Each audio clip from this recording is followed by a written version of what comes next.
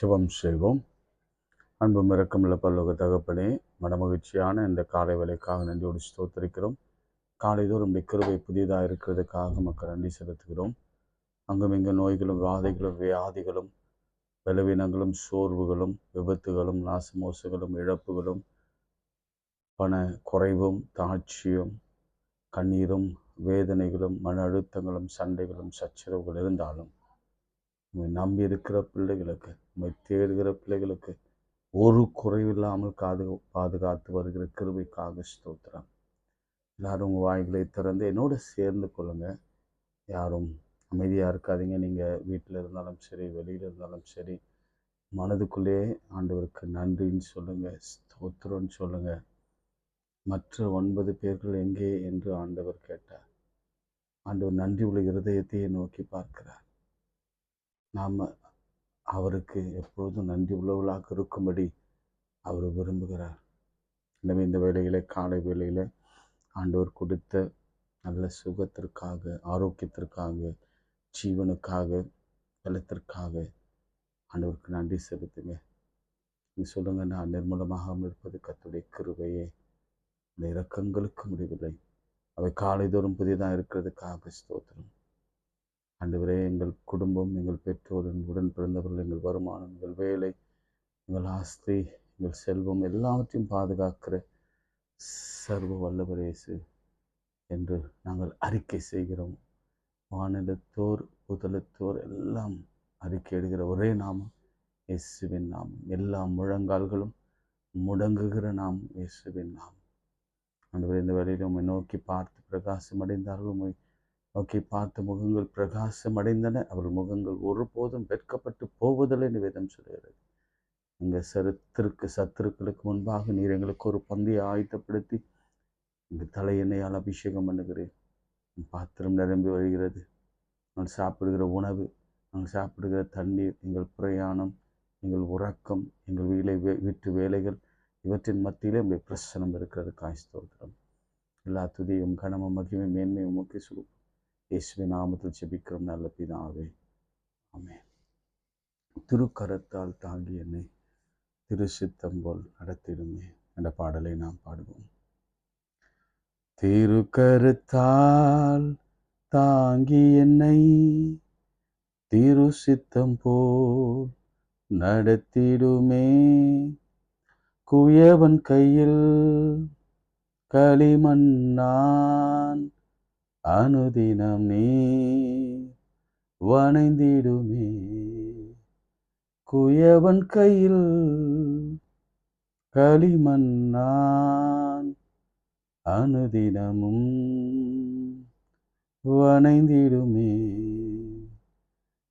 வசனம் தியானிக்கையில் இதயமதில் ஆறுதலே, காரிருளில் நடக்கையிலே தீபமாக வழி நடத்தும், காரிருளில் நடக்கையிலே தீபமாக வழி நடத்தும், ஆழ்கடலில் அலைகளினால் அசையும் போது என் படகில் ஆத்ம நம்பர் இயேசு உண்டு, சேர்ந்திடுவேன் அவர் சமூகம், ஆத்ம நண்பர் இயேசு உண்டே, சேர்ந்திடுவேன் அவர் சமூகம். அவர் நமக்காய் ஜீவன் தந்து அளித்தனரே, இந்த மீட்பு கண்களினால் காண்கின்றேனே, இன்ப காணான் தேசமதை, கண்களினால் காண்கின்றேனே, இன்ப காணான் தேசமதை. திருக்கரத்தால் தாங்கி என்னை திருசித்தம் போல் நடத்திடுமே. குயவன் கையில் களிமண்ணா அனுதினமும் வணைந்திடுமே. குயவன் கையில் களிமண்ணான் அனுதினமும் வணைந்திடுமே. எல்லாம் கைகளை உயர்த்தி எங்களை உருவாக்குறவரை, எங்களை உற்சாகப்படுத்துகிறவரை, எங்கள் உயிரில் கலந்தவரை, எங்கள் உறவிலே எப்பொழுதும் நிலைத்திருக்கிறவரை, எங்களுக்காக உயிரையே கொடுத்தவரை, என் ஆண்டவரே உமக்கு நன்றி செலுத்துகிறோம். இரட்சகரே உம்மை ஸ்தோத்திரிக்கிறோம். எப்பொழுதும் பலவீனத்தோட, சோர்வோட, டிஸப்பாயின்மெண்ட்ஸோட, விரக்தியோட, நம்முடைய பிள்ளைகள் வேதனையோட கரங்களை உயர்த்தி அப்பா என்று உம்மை நோக்கி கூப்பிடும் பொழுது அநேகர் ஆண்டவரே உம்மை குறை கூட சொல்லவில்லை. இது எங்களால் தான் ஆனது, எங்களுடைய சாய்ஸின்படியே, நாங்கள் தெரிந்து கொண்டபடியே எங்களுக்கு இந்த விளைவு ஏற்பட்டது என்று தங்களை தானே மார்பிலை அடித்து கொண்டு அழுகிற அநேகரை நான் பார்க்கிறேன். சிறுநீரகம், இருதயம், நுரையீரல், ஈரல், கல்லீரல், ஜீரண உறுப்புகள், அல்சர், சேஷமாக யூட்டரஸ். கடந்த நாட்களாக இந்த யூட்டரஸ் பற்றி ஆண்டவர் அதில் காணப்படுகிற பிரச்சனைகளை பற்றி தீர்க்கமாக பேசி கொண்டிருக்கிறார்.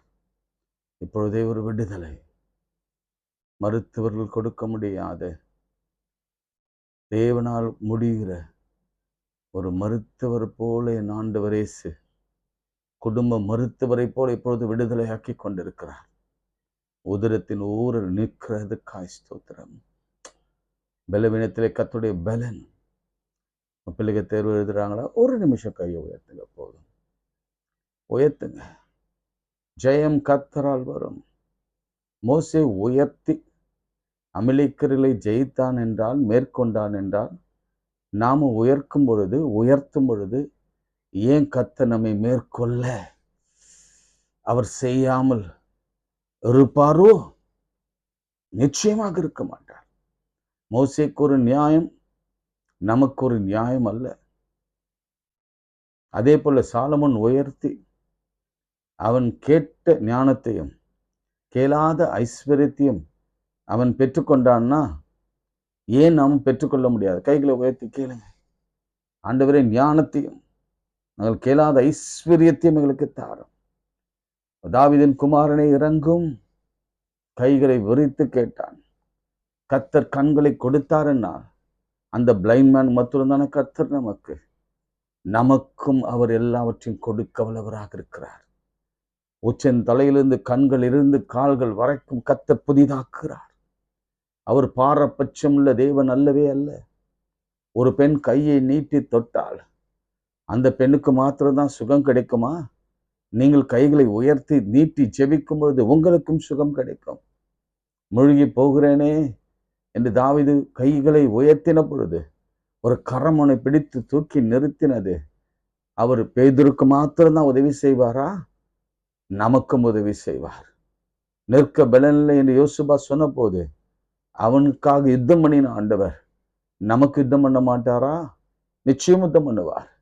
நமக்கு விரோதமாய் எழும்புகிற கோலியாத்துக்காக நாம் கரத்தை உயர்த்தும் பொழுது கர்த்தர் ஒரே கல்லில அவனை வீழ்த்தி அவன் பின்புறத்திலிருந்து அவனை அடித்து நொறுக்கி அவனை முகங்குப்புற விழ பண்ணி நம் கால்களிலே விழ பண்ண போகிறது தாவீதுக்கு மாத்திரம்தானா?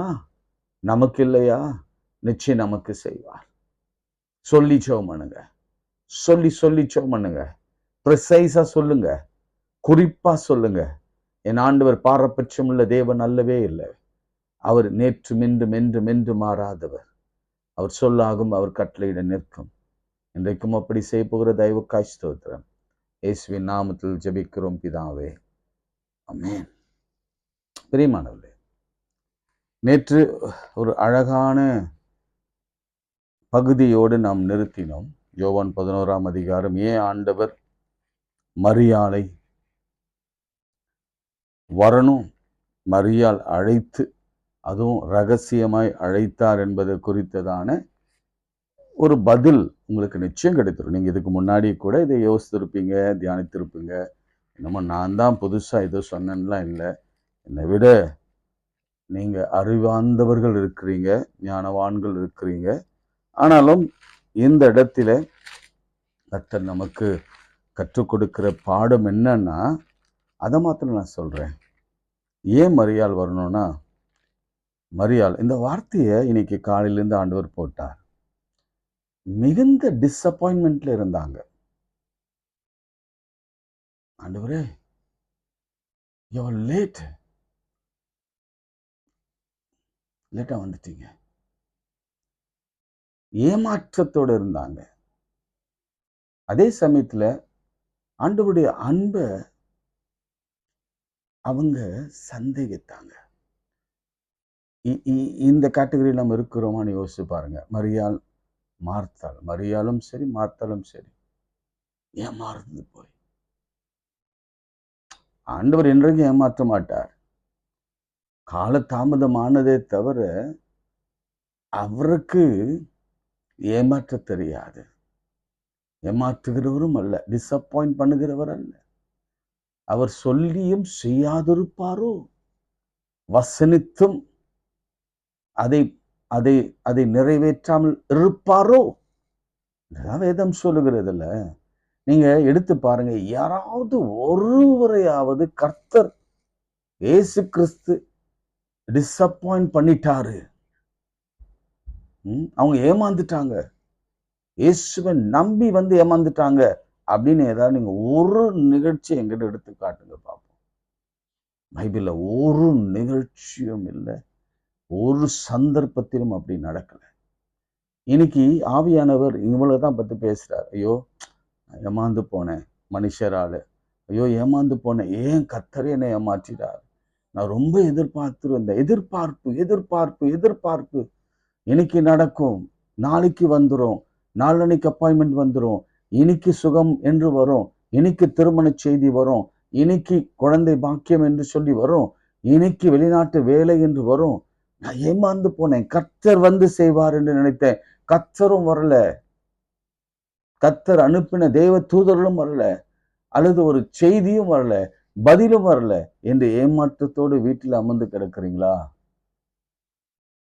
ஆண்டவர் உங்களை ரகசியமாய் அழைத்து ஒரு காரியத்தை செய்ய போகிறார். அதுதான் இன்று நடக்க போகிறது.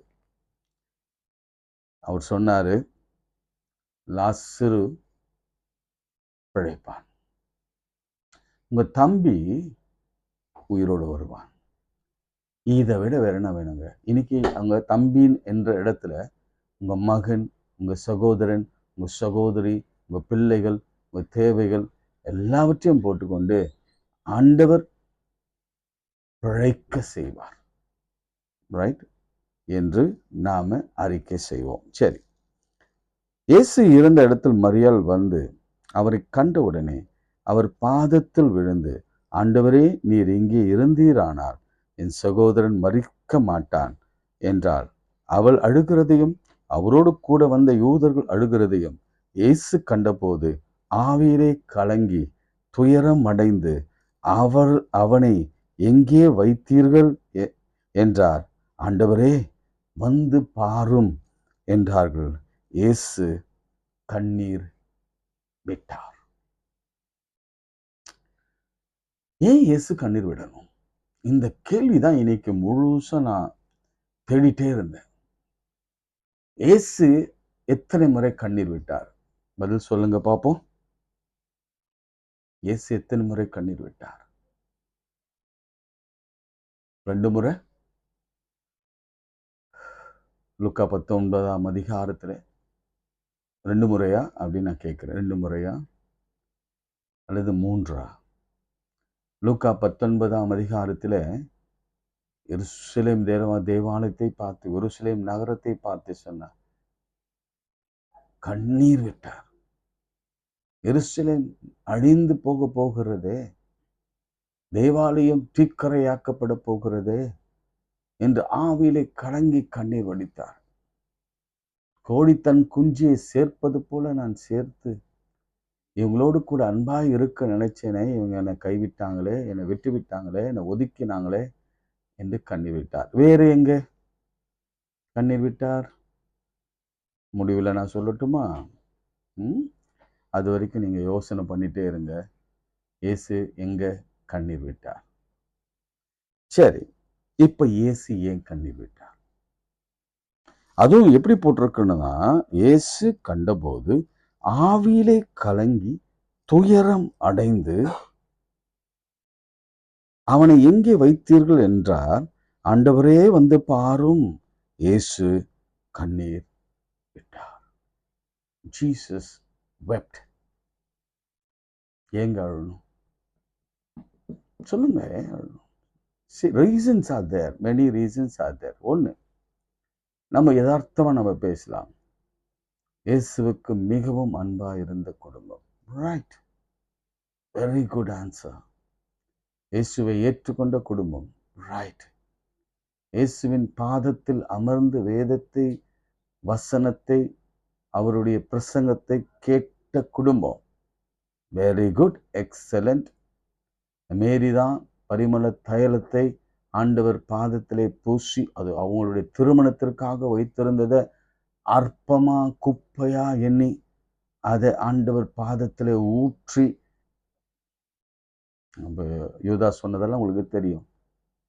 அந்த அன்புலாம் ஒருவேளை கண்ணீர் வடிக்க அவங்க செய்ததை நினைச்சு கண்ணீர் வடித்திருக்கலாம்.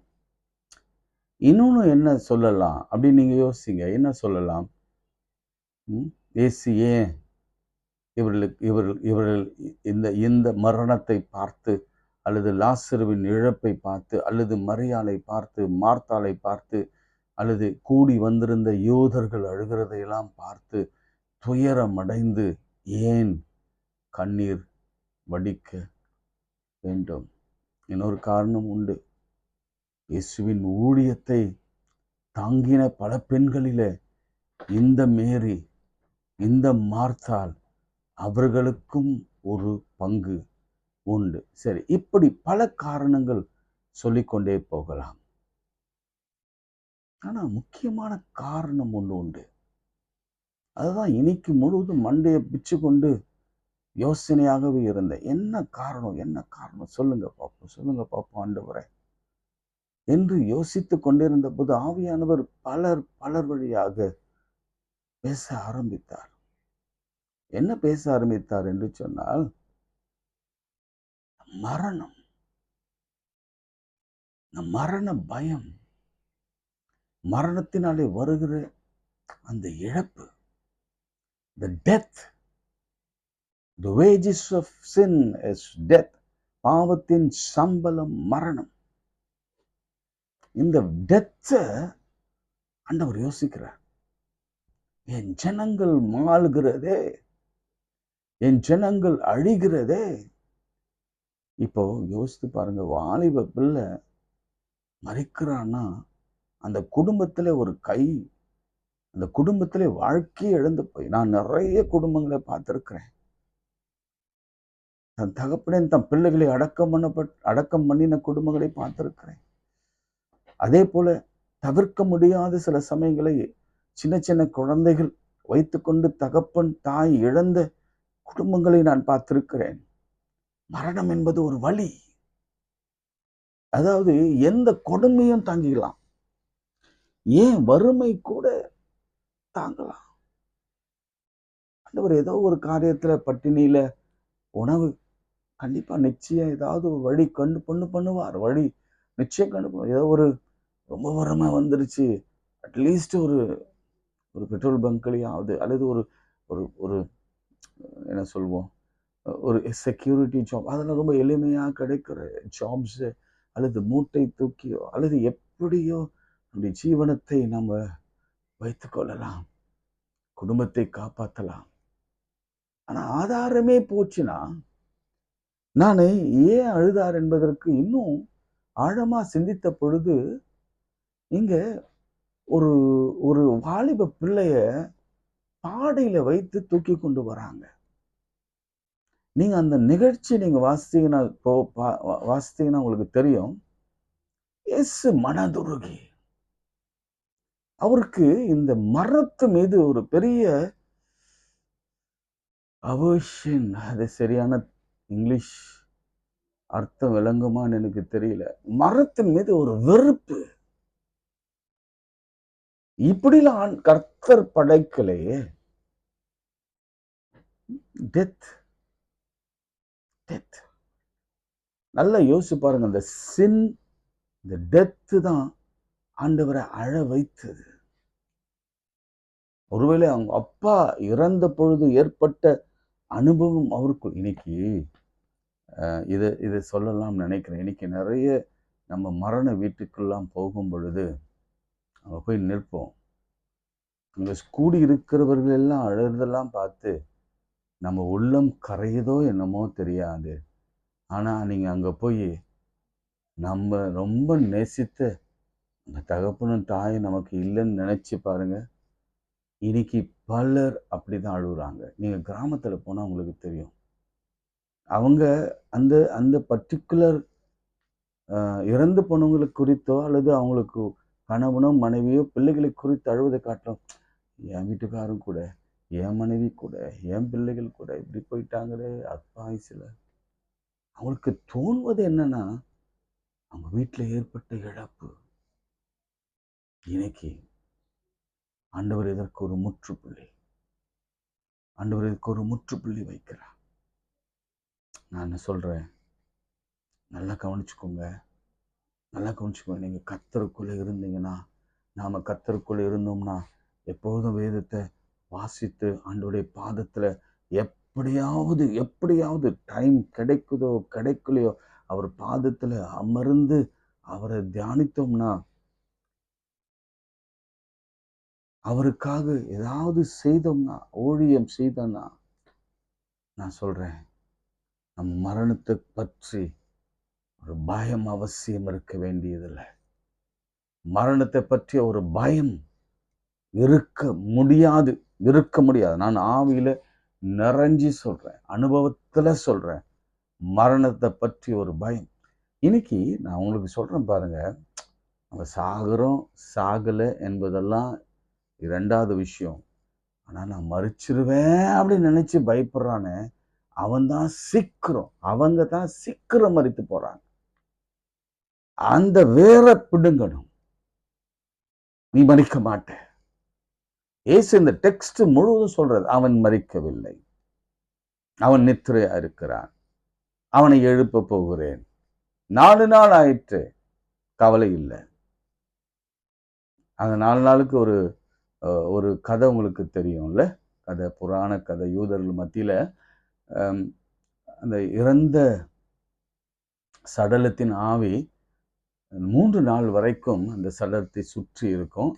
இந்த யூதர்களின் நம்பிக்கை என்னன்னா, சட்டென்று அந்த சடலத்துக்குள்ளே ஆவி புகுந்து அவர்கள் உயிரோடு கூட எழும்புவதற்கான வாய்ப்புகள் இருக்கிறது. அந்த மாதிரி சில காரியங்கள் இப்போதோ நடந்திருக்கிறதாக அவருடைய புராண கதை சொல்வதனால அவங்க என்ன செய்வாங்கன்னா, 3 days வரைக்கும் வந்துருவான். ஒருவேளை ஒரு எதிர்பார்ப்பு கதையாக இருக்கலாம். அதனாலதான் இயேசு 3 days எல்லாம் போட்டோம், 3 நாள் கழிச்சு எங்க போகுதுன்னு, அவங்க யூதர் நம்பிக்கைப்படி எங்க போகுதுன்னு தெரியாது இல்லை. உங்களுக்கு தெரியுமா யூதர் நம்பிக்கைப்படி ஆவிகள் எங்க போகுதுன்னு சொல்லி? எங்க போகுது? பிரசங்கியில என்ன சொல்றாங்க? ஆவி அவர் யார் அந்த ஆவியை கொடுத்தாரோ தந்தவரிடத்துல இந்த ஆவி போகும். அதான் பிரசங்கில கர்த்தர் நமக்கு கற்றுக் கொடுக்கிற பாடம். கர்த்தர் கொடுத்தார், கர்த்தர் எடுத்துக்கொண்டார். அதுதான் கர்த்தர் கொடுத்த பாடம். தாவீது சொல்லுகிறான், நான் அங்கே போவேன். எங்கேயோ. அதுதான் பழைய ஏற்பாட்டின் வழக்கம். இன்றைக்கு நான் உங்களுக்கு சொல்றேன், இன்னைக்கு ரொம்ப ஆணித்தரமா சொல்றேன். ஏன் அழுதார் என்று சொன்னால், ஆண்டவர் மரண பயத்தை எல்லாரிடத்திலிருந்தும் எடுக்க வேண்டும். இனி மரணம் இல்லை, வெளிப்படுத்தல அப்படி ஒரு நிலை வரப்போகிறது. அதனால இன்னைக்கு கேட்டுக்கொண்டிருக்கிற உங்கள் அனைவருக்கும் ஆவியானவர் தெளிவா உங்க காதுகளிலே சொல்லுகிற காரியம்னா, நீங்க மரணத்தை பார்த்து பயப்பட வேண்டிய அவசியமில்லை. உங்களுக்காக மரித்து அடக்கம் பண்ணப்பட்டு உயிரோடு எழுந்து உங்களை உயிர்ப்பிக்கிற ஆண்டவர் இருக்கிறார். மரித்தாலும் பிழைப்பான். இறந்த சடலத்துல அது டீகம்போஸ் ஆகுது, அதுல ஒரு புரோஜனம் இல்லை. அந்த சமயத்துல இம்பாசிபிள் சிச்சுவேஷன்ல சிம்டம்ஸ் எல்லாம் ஒண்ணும் இல்லாம சமயத்துல தான் என் ஆண்டவர் என்டர் ஆகிறார், அவர் எழுப்புகிறார். எவ்வளவு ஆச்சரியம் பாருங்க. டீகம்போஸ், செல்கள் எல்லாம் அழிந்து, நீங்க யாராவது டாக்டர்ஸ் கிட்ட போய் கேட்டு பாருங்க, செல்கள் அழிந்து ரத்த ஓட்டங்கள் நின்று எல்லாம் கருகி போய் நாற்றம் எடுத்து ஒரு 2-3 நாளைக்கு நம்ம இறந்தவர்களை வைத்திருந்தாலே அவ்வளவு கெட்ட வாடை அடிக்கும். அப்படிப்பட்ட சூழ்நிலை ஆண்டவர் அந்த சரீரத்தையும் ஒரு உயிரோடு எழுப்பினார். அதனாலே நீ விசுவாசித்தால் தேவனுடைய மகிமையை நீ காண்பாய் என்று நான் உனக்கு சொல்லவில்லையா? நீ விசுவாசித்தால் தேவ மகிமையை காண்பாய் என்று நான் உனக்கு சொல்லவில்லையா? இன்னைக்கு ஆண்டவர் கொடுக்கிற வாக்குத்தத்தம் இதுதான்.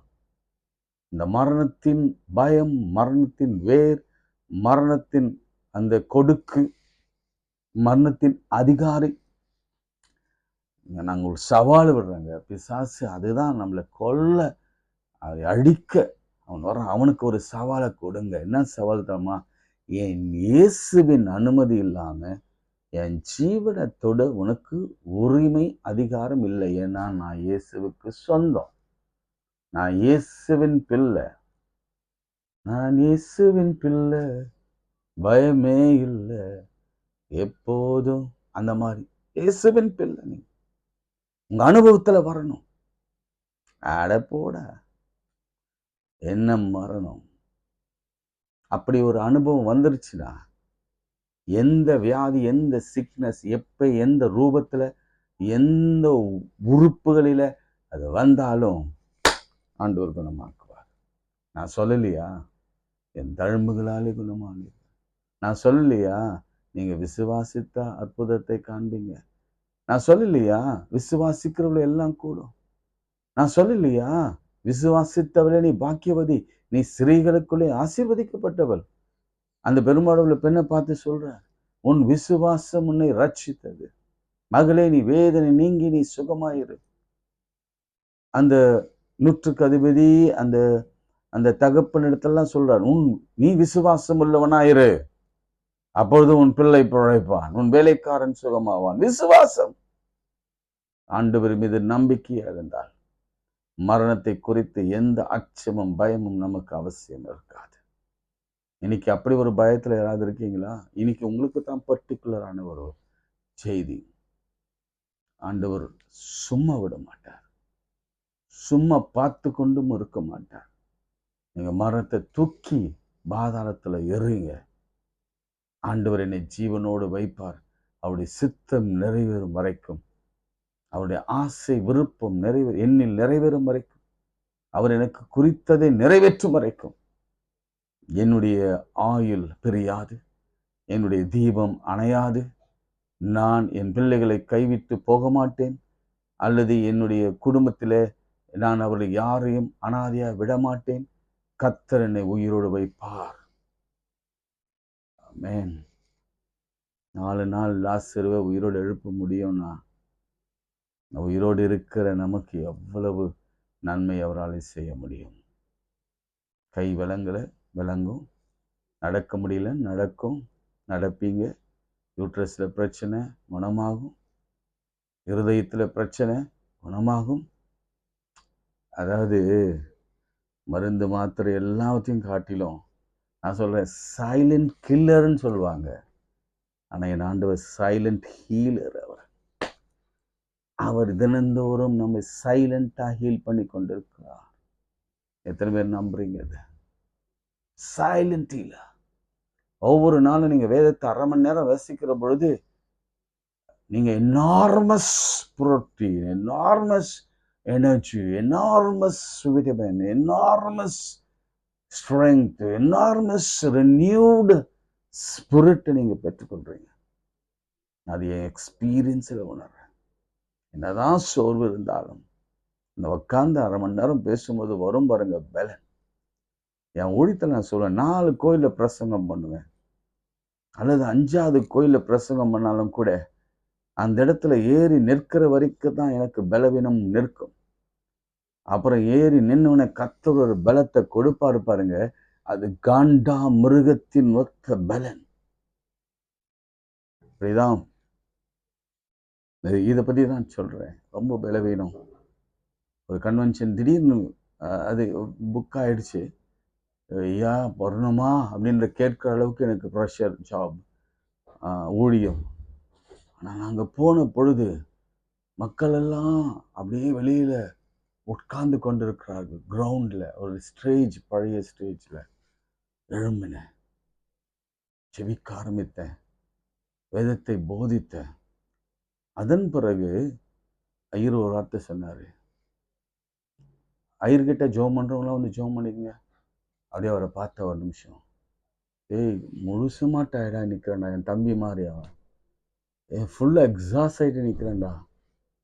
இல்லை ஐயர் ஜோம் பண்ணுவாருன்னு சொல்லிட்டு சிரிச்சுட்டே போயிட்டான். இறங்கினேன். இது ஆவடியில் நான் ஊழியம் செய்கிற பொழுது பக்கத்தில் ஒரு திருவள்ளூர் என்ற கிராமத்தில் நடந்த ஒரு கன்வென்ஷன். அது கர்த்தர் எனக்கு அன்னைக்கு ஒரு பெரிய காரியத்தை ஸ்பிரிட்ல அவர் செய்தார். இதுவரைக்கும் அதுவரைக்கும் நான் செய்திராத ஒரு காரியம் என்னன்னா, அவங்க காத்திருந்தாங்க. அதுக்காக தான் சொல்றேன். நான் போய் கையை வைக்கிறேன். நான் இது வரைக்கும் தொலைக்காட்சியிலே தான் அதை பார்த்துருக்கிறேன். பெரிய பெரிய ஃபாரின் ஊழியக்காரர்கள் பார்த்துருக்கிறேன். நம்ம டிஜிஎஸ் ஐயா மாதிரி அல்லது இங்கே பல ஊழியக்காரர்கள் செய்கிறத நான் பார்த்துருக்கிறேன். நான் ஜெபத்தோட கண்களை மூடி கையை வைக்கிறேன். ஒவ்வொருவரும் விழுறாங்க. சிலர் நினைப்பாங்க புஷ் பண்ணுறாருன்ட்டு. No no way, no way. எனக்கு அது conscious. I am a DTS student. நான் இறையிலே ஆழமாக படித்திருக்கிறேன். எனக்கு தெரியும் அப்படி ஏமாற்றணும்னு அவசியம் எனக்கு இல்லை. அன்னைக்கு என்னோடு இருந்தவங்க இன்னைக்கு இருக்கிறாங்க. கையை வைக்கிறேன், தம்மு தம்மு தம்முன்னு விழுறாங்க. பிசாசெல்லாம் அப்படியே இறங்கி ஓடுது, அலக்கழிக்கிறாங்க. அந்த பாம்பு போல ஒரு டான்ஸ் எல்லாம் அங்கே ஆடுது. எங்கெங்க லெஃப்ட்ல கை வச்சா நடக்குது, ரைட்ல கை வச்சா நடக்குது. ஒவ்வொருவருக்கும் அபிஷேகம் நிரம்புது. ஒரு சிலர் கீழே விழுறாங்க. என் கண்களை என்னால் நம்ப முடியல. என் ஆண்டவர் இந்த எளிய பாத்திரத்தையும் கூட, வெறுமையான பாத்திரம், பலவீனமான பாத்திரத்தை கூட அவரால் பயன்படுத்த முடியும். அதனிலிருந்து எனக்கு ஒரு பெரிய ஒரு பலன் என்ன தெரியுமா? ஆண்டவருடைய ஊழியத்தை செய்ய ஆரம்பித்து விட்டோம். ஆண்டவர் எது வரைக்கும் ஓட வைக்கிறாரோ அது வரைக்கும் பலத்தோடு நம்மை ஓட வைப்பார். இந்த மரண பயமோ திகிலோ ஒன்றும் செய்யாது என்ற ஒரு நம்பிக்கை வந்தது. பிரியமானவர்களே, இன்றைக்கு ஆண்டவர் ஏன் அழுதார் தெரியுமா? உங்க மரண பயத்தை நினைச்சு, உங்க மரணத்தை நினைச்சு, உங்க மரணத்துல நீங்க படுகிற வேதனை நினைச்சு, ஐயோ மரித்து போகிறோமே, அல்லது எங்க வீட்டுல மரணம் நடந்து விட்டதே என்ற கண்ணீரோடு விதைக்கிற அந்த அந்த அழுகையை நினைத்து ஆண்டவர் சொல்றார், இந்த பிள்ளைக ஏன் இன்னும் என்ன நம்பல, ஏன் இன்னும் என்ன விசுவாசிக்கல? அதான் ஆண்டவர் மாதிரி சொல்றாரு, என்னை விசுவாசித்தால் தேவ மகிமையை காண்பாய். அடுத்து யூதர்கள் சொல்றாங்க, என்ன சொல்றாங்க? இவனை இவ்வளோ நேசிச்சாரே, இவனை ஏன் உயிரோடு இருக்க பண்ணல? அதுவும் அவர் மனதுல ஆழமா பதிந்தது. இவ்வளவு கேவலமான ஒரு வார்த்தையை என்னை பத்தி சொல்றாங்களே, அவங்களுக்கு நான் ஒரு பதில் சொல்லட்டும். இதோ அவன் உயிரோடு வருவான். நாளை பார்ப்போம். ஜெபம் செய்வோம். அன்பும் இரக்கமுள்ள பரலோக பிதாவே, மன மகிழ்ச்சியான அந்த வேலைக்காக நன்றியோடு ஸ்தோத்திரிக்கிறோம். நீ செய்ய போகிற அற்புதங்களுக்காக நன்றி செலுத்துகிறோம். இன்றும் நான் கைகளை விரிக்கிறேன். ஒவ்வொரு குடும்பங்களுக்கும் ஒரு அற்புத வல்லமை புறப்பட்டு போகட்டும். இது என் கைகளிலிருந்து உம்முடைய கைகளாக மாறி, உம்முடைய வல்லமையாக மாறி, என் சரீரத்திலிருந்து உம்முடைய ஆவி, உம்முடைய வல்லமை புறப்பட்டு ஒவ்வொரு இல்லத்திலும் போய் பிசாசுகள் நடுநடுங்க விலகி ஓடட்டும். வியாதிகள் மறைந்து போகட்டும். பலவீனங்கள் மாறி போகட்டும். மரண தருவாயில் இருக்கிறவர்கள் எழும்பி உட்காரட்டும். இயேசுவின் நாமத்தினாலே எல்லா தடைகள் விலகட்டும். எங்கள் சத்துருக்கள் விழுந்து போகட்டும்.